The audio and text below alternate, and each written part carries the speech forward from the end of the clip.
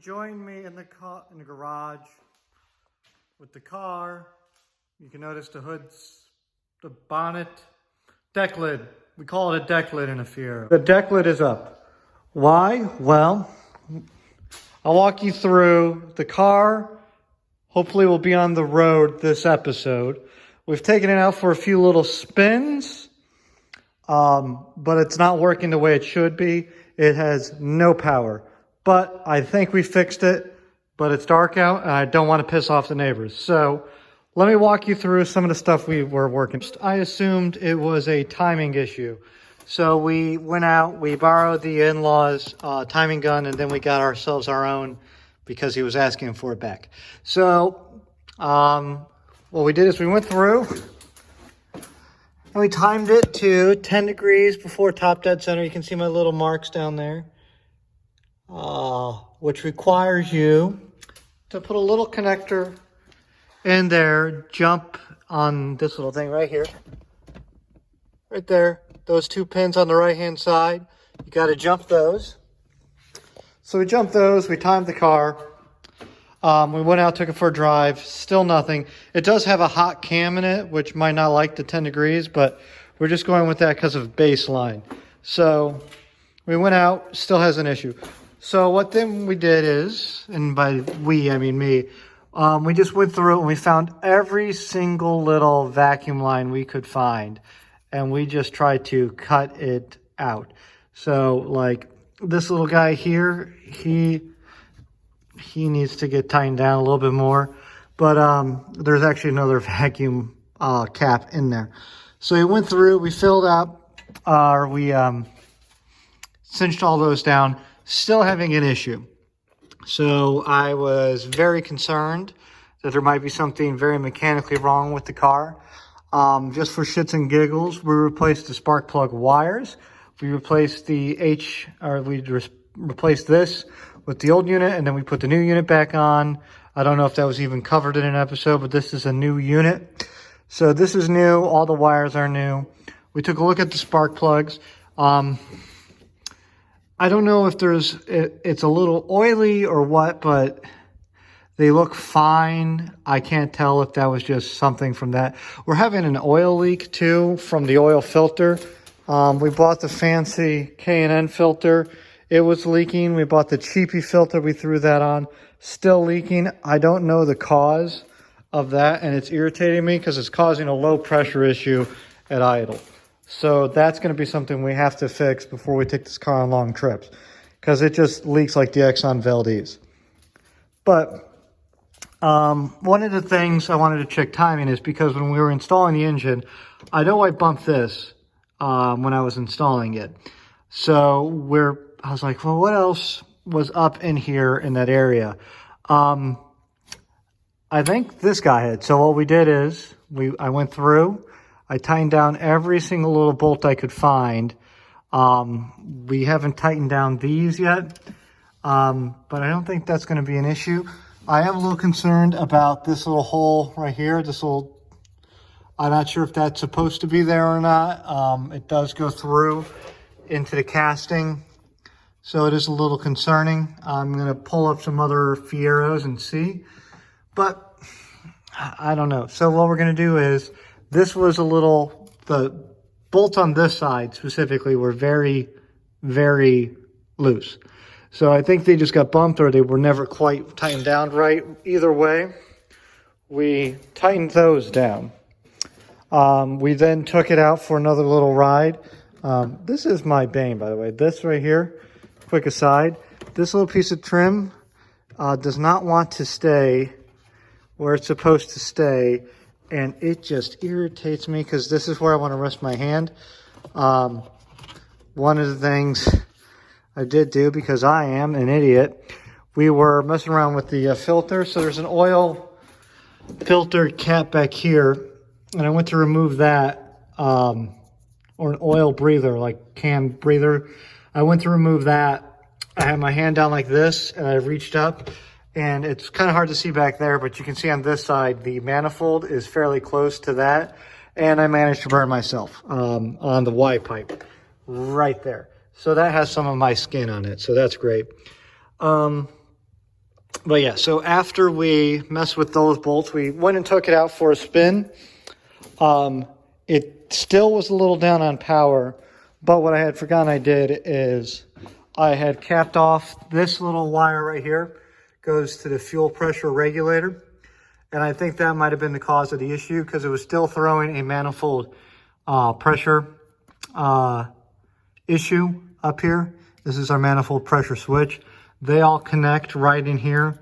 So that would suck a little bit of vacuum away from this.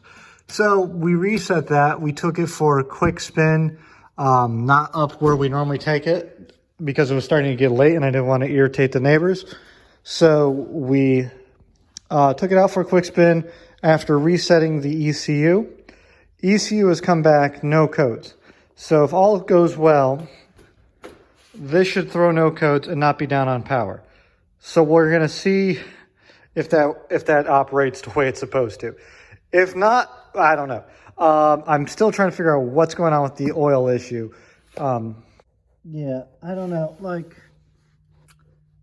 the filter, it's on there. It's on as tight as I can, hand tight. I put a little bit of oil on it before I used it, before I put it up there. I just don't know what's going on with it. So there's that. Man alive. Yeah, and if our timing issue is still the issue, it is possible our harmonic balancer spun. I don't know how long this car was used after its rebuild. Kind of just given a few of the things I've seen. So it still, in theory, is in the break-in time. So there's that. But I don't know. Like, there's just some questionable stuff. Like this map sensor, the old one, had LKQ, which is, you know, the junkyard, written on it. There's just some things I find a little sketchy about what's going on with the motor in terms of it being a fresh rebuild. That's not from the guy I bought it from. The guy who sold it to him said that it was a fresh rebuild. So, I don't know. We're going to see. You know, but it could be this is stuff that it was rebuilt and was overlooked as well. So we just don't know. While I'm sitting here thinking about it, other things I have to get fixed. Reverse lights, they need to get fixed. But what we did manage to get fixed, which was very good, was it turned out just being a blown fuse on the dash here to get the lights to come on when the car is running at night, which is very helpful. We have to get an alignment, something fierce. Coming downhill, the car really wants to kick out like when it gets on decel. So that's not good. There's something going on, obviously, back here that's causing the car, I think, to just crab a little bit. So we just got to get everything aligned. We did find when we went to the junkyard, those babies. So those babies are actually wider than the tires I'm running on the Fiesta right now. So we're going to get some cool rubber for those. As soon as we get this thing sorted, we're going to grab rubber for these. I don't know what exactly we're going to put on here right now, but I don't know if we're going to go with a cheap option to just begin with and then upgrade to something nice, or just go with, you know, a decent tire for the rest of the winter here, you know, because those are brand new. I don't really want to waste those. So we might just get something cheap for these for right now. Run these for the winter, run these we're going to go out and have some fun with it. But we'll see. We might actually just sell this whole set to someone in the Fiero community who needs it.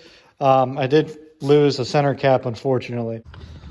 So I appear to have found my issue with the oil leak. So this is where the oil filter screws into. And if you look right here, you see this little tube that goes up to the oil pressure sending unit. I put a wrench on here and it was loose.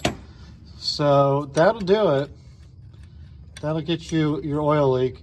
I also traced this down with my fingers when the car was running, and this appears to have been where the oil leak was coming from.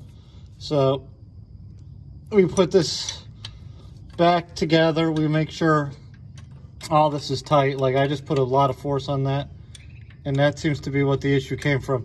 Now, one of the things I'm concerned about is if there's any crack or anything in this line. That could be a cause of the issue. Like you see where I'm putting my finger right here. That could be the cause. So what we're gonna do is we're going to screw an oil filter back onto here.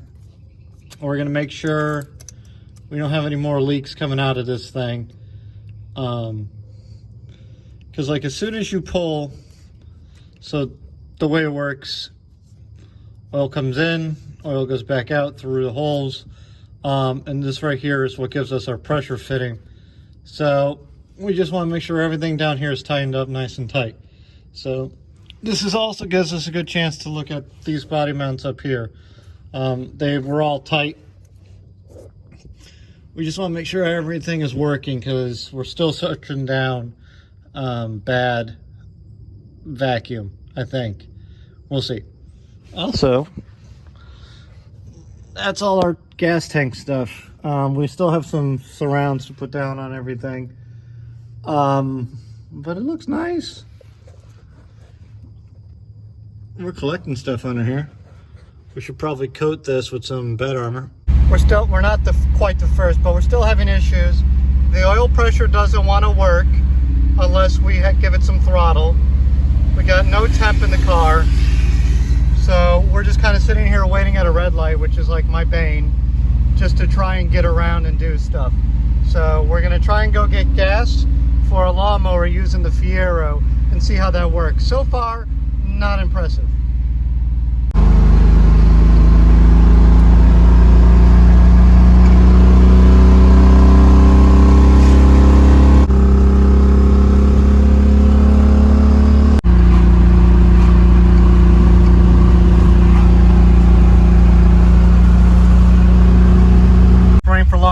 But we still got zero oil pressure when we are at idle. But we just returned from our little trip outside. Our odometer's off.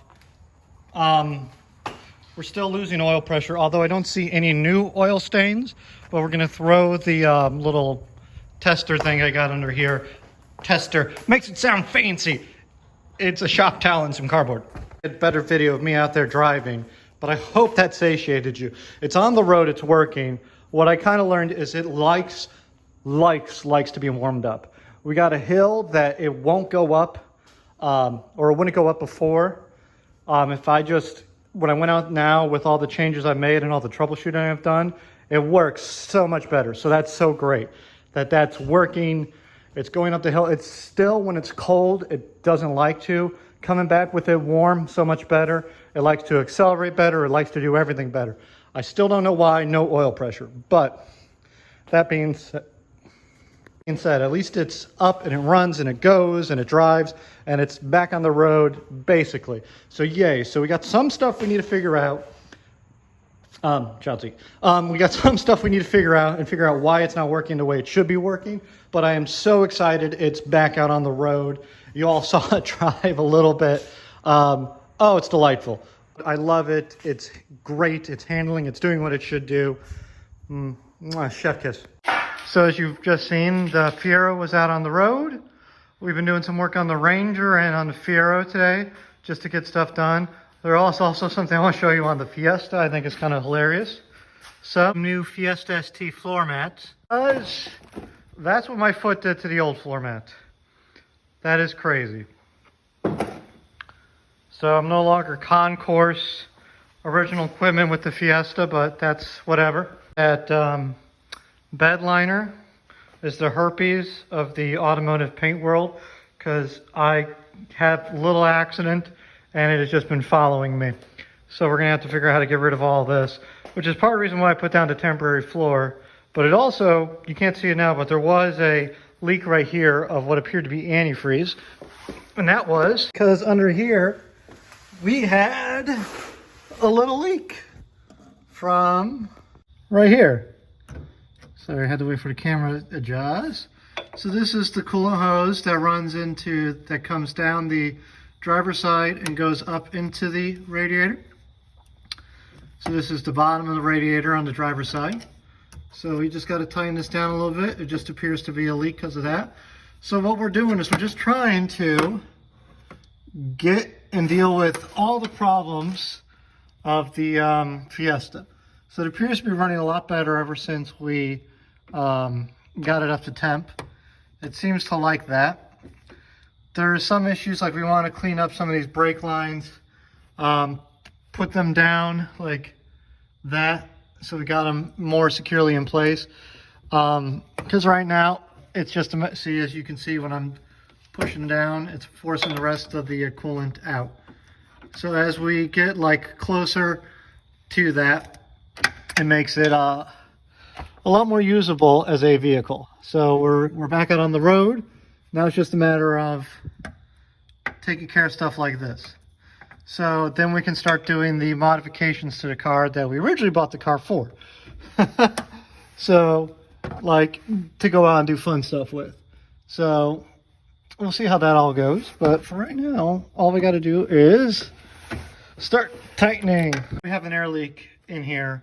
And one of the ways I was able to tell is because on top of the engine, there's a pipe that when you squeeze it, you can tell if there's any air in the system. So that pipe is right here, and you get a little squeeze, and you can feel like there's a ton of air in there. But if you open this up, it leaks coolant out like it's supposed to. So what that means is air was getting in somewhere. It wasn't really affecting the overall level, but we still need to do the thing where we put the cap on the coolant, fill it up, and make sure that it's working. Is you start to remember, and I'm sure this is a lot of people, but you start to remember bolt sizes. So to get to the radiator and to get it on right to that cap over there without having to use a million little extensions, what you got to do is you got to take this off and push the hood more forward than it's supposed to go. So 10 mil. Which to me is weird because there's a lot on this car. You know, obviously it's a 1984, or not the 1984, it's a 1985 Fiero, so it's the first year of the GT version of it. But it's got a ton of metric on it, and it does have the 87 motor that we got from Lost But Not Forgotten. But man, there is a ton of metric on here. And I don't know if that was GM at the time or what, but it just does not strike me as GM being forward thinking or trying to be a world car. It just strikes me as maybe these fasteners were the cheapest. I don't know what 10 mil works out to be in a good old metric. So I got to do, this requires two hands. Hold on. Turned off the car. We're just trying to get the coolant flush, or not flush, filled properly. So this is the new system I come up with because I had so many issues. I don't know why I'm holding an umbrella, I'm inside. So we took the hood and supported it, and we used that to make sure it didn't dig in. We filled it up. We just turned off the car. We're going to wait for it to cool down. When it gets completely cool, we'll pull that, put the hood back. We're still having an issue where I'm getting relatively low oil pressure once the car gets up to temperature, which is very concerning. So we're trying to figure out why. I don't know why. So beyond that though, it's good. So after this coolant flush, we're going to try and do some modifications to that. That's going to be next video. We're going to see what's going on. We got to get in alignment. Like I said, I think I went over all of this a little bit earlier, but the car is in good shape. We just got to figure out some issues with it, but it's out and it's back on the road. New windshield, obviously, but hey. All right, so we adjusted up the idle, and as you can see, if you look at it, focus right here, come on, there you go. The oil pressure with the idle being slightly higher, it's still in the red, but the Fiero wants about 15 to 20, and that's a lot better, so that makes me a lot happier. So we got all the gauges sitting about where they should be, you know, with it warmed up. You got that going on up there. This is not working for some reason, but we've managed to put 44 miles on the car, driving it around, so we're good to go. Dumping some wires down there in that little detector there From your perspective, it's the two that are closest to the top of the screen. So I got a little jumper wire here, which is much longer than it needs to be. And I just jump those wires, and it brings up trouble codes, and that tells me what I need to know. And no trouble codes after driving it, which means we've at least addressed the vacuum leaks that the system's aware of, which is a good sign for us. So we got to wait a little bit before we can take it back out for another drive, just because 2020. So we're going to check that, but for right now, everything appears hunky-dory.